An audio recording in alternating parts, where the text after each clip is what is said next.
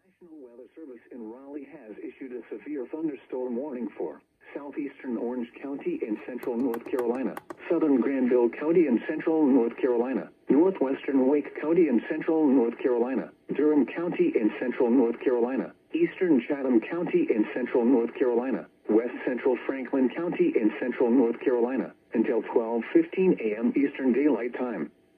At 11:20 p.m. Eastern Daylight Time, severe thunderstorms were located along a line extending from near Chapel Hill to 9 miles south of Tarboro to 7 miles southeast of Pittsboro, moving northeast at 35 miles per hour.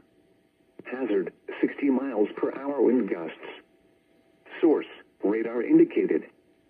Impact, expects damage to roofs, siding, and trees.